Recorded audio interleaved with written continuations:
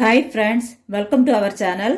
நாம் இப்போ இந்த வீடியோவில் 10 ப்ளவுஸ் தைக்க தந்த கஸ்டமருக்கு அந்த 10 ப்ளவுஸும் ஒரே அளவில் பர்ஃபெக்டாக தச்சு கொடுக்க தேவையான 10 டிப்ஸை பற்றி இப்போ பார்க்கலாம்.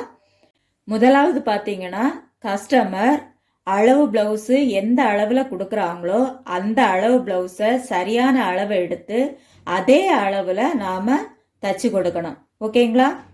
ரெண்டாவது பார்த்தீங்கன்னா, அளவு ப்ளவுஸ் கொடுக்காத கஸ்டமருக்கு நாம் அளவு எடுப்போம். அந்த மெஷர்மெண்ட் படி நாம் தச்சு கொடுக்கணும்.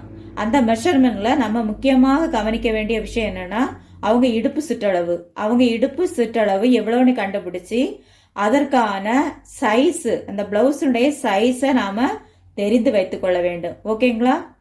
மூன்றாவது பார்த்தீங்கன்னா, ப்ளவுஸை நம்ம கட் பண்ணும்போது ஒவ்வொரு ப்ளவுஸையும் தனித்தனியாக வச்சு கட் பண்ணணும். நம்ம 3 அல்லது 4 ப்ளவுஸை வச்சு சேர்த்து கட் பண்ணக்கூடாது. அப்படி நம்ம சேர்த்து கட் பண்ணும்போது என்ன நடக்கும்னா, மேலே இருக்க ப்ளவுஸு கரெக்டான அளவாக இருக்கும், அதுக்கு அடியில் இருக்கக்கூடிய ப்ளவுஸ் எல்லாம் கொஞ்சம் கொஞ்சம் சைஸு மாறதுக்கான வாய்ப்பு இருக்குது. அதனால் ஒவ்வொரு ப்ளவுஸையும் தனித்தனியாக கட் பண்ணி தைத்து கொடுக்க வேண்டும். இது முக்கியமான விஷயம், நாம் பார்க்க வேண்டிய விஷயம். ஓகேங்களா? நாலாவது பார்த்தீங்கன்னா, ப்ளவுஸினுடைய கட்டிங் மெஷர்மெண்ட்டை வரைபடத்தோட வரைஞ்சி நாம் அதை எழுதி வைக்கணும். இந்த மாதிரி வரைபடத்தோட வரைஞ்சி எழுதி வைக்கணும். ஓகேங்களா? அஞ்சாவது பார்த்தீங்கன்னா, ப்ளவுஸினுடைய முன்பக்க டாட்டு தைக்கிறத நாம் அந்த தைக்கிற மெஷர்மெண்ட்டை எழுதி வைக்கணும். ஆறாவது பார்த்தீங்கன்னா, ப்ளவுஸினுடைய பட்டி தைக்கும்போது அந்த பட்டிக்கு உள்ளாடி வைக்கிற துணியை திக்கான துணியாக வைக்கணும். ஓகேங்களா? பாருங்க, இந்த மாதிரி கொஞ்சம் திக்கான துணியாக உள்ளாடி இருக்க துணியை வைக்கணும்.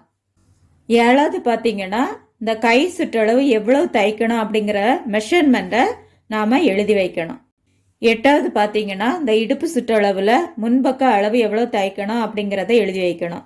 இந்த முன்பக்கம் 2 சைடும் இடுப்பு சுற்றளவில் முன்பக்க அளவு எவ்வளோ தைக்கணும் அப்படிங்கிறத நாம் எழுதி வைக்கணும். ஓகேங்களா?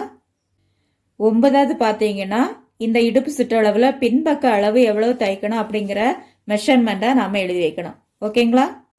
10வது பார்த்தீங்கன்னா, முன்பக்கத்தில் செஸ்ட் அளவு எவ்வளவு எடுத்து தைக்கிறோம் அப்படிங்கிறத நாம் எழுதி வைக்கணும். பாருங்க, இதில் ஓப்பன் பட்டி இருக்குது, அதனால் இதில் இருந்து இது வரைக்கும் மெஷர்மெண்ட் எவ்வளோன்னு பார்த்து நம்ம எழுதி வைக்கணும். இந்த செஸ்ட் மெஷர்மெண்ட்டை நம்ம எழுதி வைக்கணும். 2 பக்கத்துலேயே ஒரே அளவு தான் நம்ம எடுக்கணும். ஓகேங்களா? இந்த 10 டிப்ஸும் நாம் ஃபாலோ பண்ணுனா கஸ்டமருக்கு பிடிச்சது மாதிரி பர்ஃபெக்டாக தச்சு கொடுக்கலாம். இதை ஃபாலோ பண்ணுனா நிறைய கஸ்டமரை நாம் உருவாக்கலாம். இந்த வீடியோ உங்களுக்கு யூஸ்ஃபுல்லாக இருக்கும்னு நம்புகிறேன். பிடிச்சிருந்தா ஒரு லைக் பண்ணுங்கள். தேங்க்யூ ஃபார் வாட்சிங்.